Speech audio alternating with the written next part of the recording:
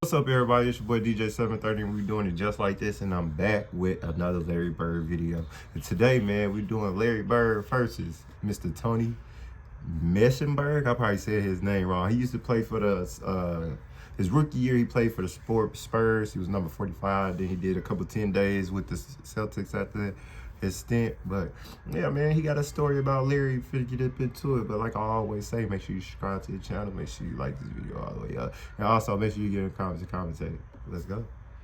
I'll give you a quick Larry Bird story. Actually, before I got there, I'm gonna take you back to my rookie year. Right, coming into the league, I always looked at Larry Bird. I was like, okay, he's really good, but how good is he? Right? This is young me, right? This is 19, 20-year-old me, right? I'm questioning just how good Larry Bird really is because, at that time, I'm like, doesn't jump real high, doesn't run real fast. Like, okay, I know he can shoot a little bit, but like, well, why is everybody having such a hard time guarding this guy? Like, I don't get it. I could guard him. Because, in my mind, I still got the high school mentality about Larry Bird. Oh, he ain't that good. He's too slow. I can guard. That sounds like every black player coming into the league in the 90s. That's crazy. And, I'm coming in still thinking this, but if I've never seen this guy in person, I just know that he's slow. Right? So, fast forward about 2 years. I'm 22 years old. I'm a rookie for the San Antonio Spurs. We play the Boston Celtics, and it just so happens we got some injuries on the front line. Well, Ron, I think the key to both these teams has been the injuries. If we first talk about San Antonio, they've missed total games 35, so injuries really been a problem. And we got some injuries, and so Larry Brown, who was the coach of the San Antonio Spurs. Larry Brown was the coach of the Spurs back in the day? Larry Brown calls me up and pulls me to the side and says, hey, listen, kiddo, I'm going to start you tonight against, the Celtics. I want you to go out and defend Larry as best you can. You know he's a great player. And guess who's in the starting lineup playing against Boston? Guess who has the guard Larry Bird at the four position playing alongside David Robinson? You do, my brother. Tony Massenburg, number 45, the second-round pick out of Maryland, 6'9", 230-pound rookie. The last player selected in the second round of the NBA draft this past year. Damn. It's my first time seeing Larry Bird in person. I'm like, yeah, okay. So I'm like, yes. see what's up with this guy, right? Lock this dude up. He ain't like that, right? So this is what I'm thinking. And I'm like, whatever. You about to get D'd up right now. That's how I would be too, y'all. I got bounce, I can move my feet, and I can block shots. So I'm going to be all over you tonight is what I'm thinking in my mind. That ends up in a Tony Massenburg slam. Tony So I Massenburg. go out there. Okay. So Larry gets me ISO'd on the wing. He just kind of looks at me, right? When we're in Boston, Larry gets me out on the wing, kind of looks at me, and he's like, okay, rookie. So I'm looking at it like, yeah, you're not getting that off tonight. So he gives me the simple, Travis, he gives me the simple 1, 2 jab step, right? Larry got me out on that wing. There you go. 1 jab step, There you go. 2 jab steps. I don't bite on it. And I'm like, I know that jump shot's coming. I'm right on top of it. Now I don't go for it because I know he's going to shoot the J, and I'm going to block it in my mind, right? I'm going to get my feet set. I'm going to block it. I'm going to throw this in the stands, right? He's going to know who I am tonight. So he gives me the 1, the 2, and I was like to myself, all right, here it comes. He raises up, he shoots it. Goes into his jump shot. Releases it. I'm right on top of it. I jump to the moon, swing with everything I got.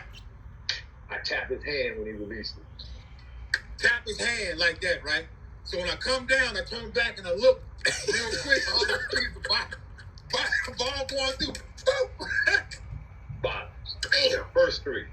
Bottoms, right? And I'm all over this shot. So I'm like, okay, I almost got that. That's what I'm saying to myself. I almost got that.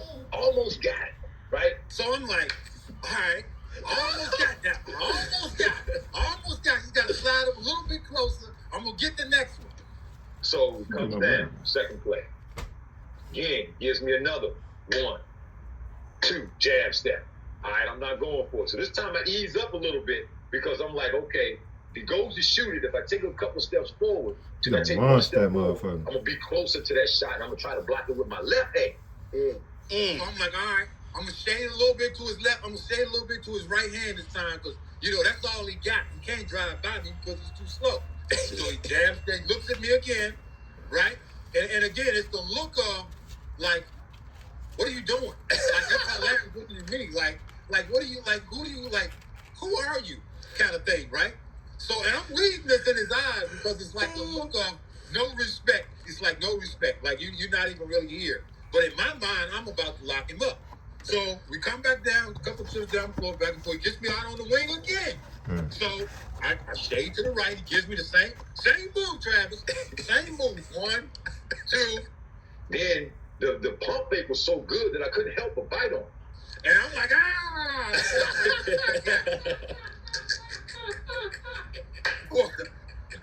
Same result. Swinging with everything I got. Hit his hand on the release. I look back. Ball. Boop. Biggest lead of the game at 17 as Larry Bird goes up, gets the basket, and he draws the foul. So I'm like, I'm like, okay. Yeah, I call you when I'm done, y'all. Thought I could block that. Guess that's not gonna happen. Well, how many years has Larry Bird done that? Pump fakes, get you in the air, creates the contact, then the concentration to finish the shot. You know, a lot of guys, Ron, can draw fouls, but it's the guys that can draw the foul, regroup, concentrate, and make that shot to get you those three-point play opportunities. Larry Bird is one of the great players in the league to do that. At this point now, there's two moves he's giving me. So now I'm starting to think, like, okay, maybe this dude really is that good. Because I was on top of that first shot, and he made that. It didn't even touch the rim. So now at this point, we go back and forth. Larry Brown calls the timeout, and Larry can see, I'm flustered. I'm a little bit. Larry kind of looks at me like, just hang in there, kiddo. Just hang in there. It's me. And so Larry taps me. He's like, listen, kiddo, the guy's a great player. Don't be discouraged. Don't be discouraged. And then he subs me out. And then I'm sitting on the bench, right? Don't be discouraged. You're out of the game. Yeah, you ought to get here. Sit over here next to me, kiddo. San Antonio's lineup, and Massenburg will take a seat. Larry Brown took me out. He realized, okay, he ain't ready. He ain't ready. But the truth is, fellas, nobody was ready. And that was Larry Bird with a bad back doing that. 7-point San Antonio lead. Bird goes to the floor again. There you go, get busy, y'all. Well, the matchup's quickly. Bird from the corner. It's a 2. Well, Larry Bird is back in Boston Garden, and he's now comfortable again. So it was one of those moments because I never really had anybody look at me at that point on a basketball court. Let Daddy finish his video. I don't even know what described as anything other than just like you're not even here, dudes. You're not even here.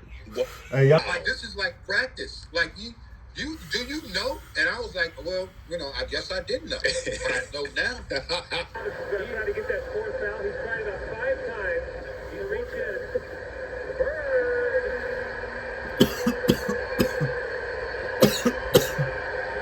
The lead is 3. Bird's going to get an open shot for 3.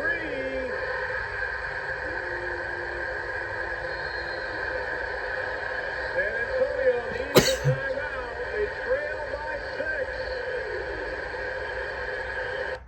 And from that point, I didn't really know what to do defensively because I'm on top of him and I can't get to the jump shot because he's 6'9".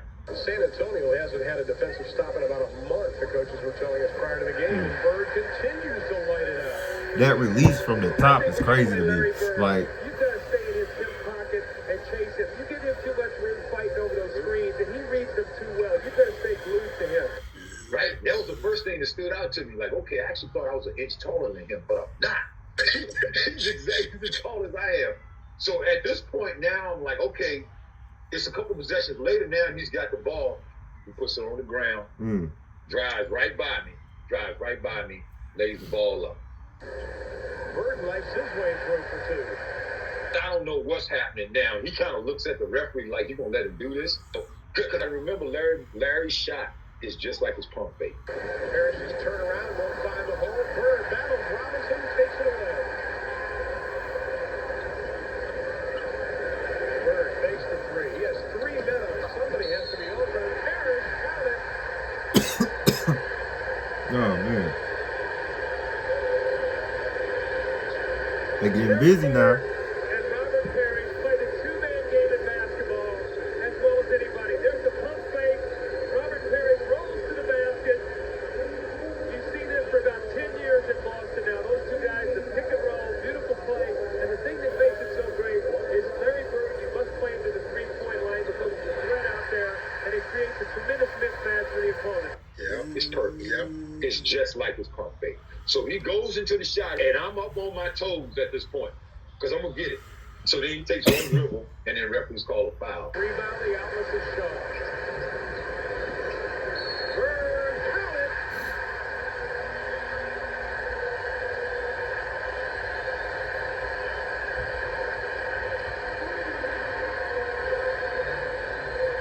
That's what y'all call good basketball. That's good basketball right there. So that was a humbling experience. And I got new respect for his skill level because I watched him go on to destroy us for the rest of that game. Now remember, Larry Bird, when he feels like he's got you on the ropes, loves to shoot three-point shots.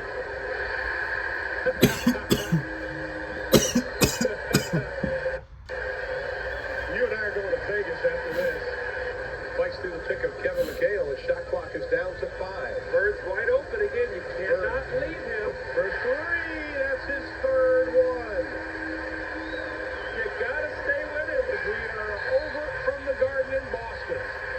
Once again, the final score, Boston 108, San Antonio 98. So you fast forward about a year and a half, 2 years, I end up doing my first stint with Boston as a 10-day. Yeah. And the guy that I'm filling in for is Larry because Larry had the bad back. Mm-hmm. So clearly I know once Larry comes back, I'm done because, you know, they got a full roster. And so I end up doing 2 10-days. But in the course of those 2 10-days, for me to be around the likes of Larry Bird, Kevin McHale, Robert Parrish, Wow. you know, I did 2 10-days, 20 days there with those guys. I gotta say it played a role in my career because I saw what made them so great. You know, it's about talent, but it's also about competitive drive when you talk about getting to the pro level or any high level of basketball. And usually the guy who wants it the most is the guy that's going to be successful. Larry Bird is one of my all-time favorite players. And when I got a chance to be around him in 1992, and even though he was injured, I could feel that competitive drive just on the stuff that he'd be talking with some of his teammates. Damn. Every single day in practice, I had to play against Larry Bird. This dude, you want to talk about trash? So much trash, man. It was unbelievable. I mean, you know my son, right? They would be like, hey, Dad, let's go trick-or-treating. Come on, we'll go by Parrish's house. We'll go by Bird's house. We'll go by Kale's house. I'd be like, I'm not taking y'all by Larry's house, man. There's no way. I don't want to hear his trash talking. You can go by the other two guys. But, you know, that's great. That guy talked more trash and, you know, would back it up. As years have gone on, he sort of gets pushed by the wayside. But, you know, not many people talk about Bird, and I think, you know, that's a disservice.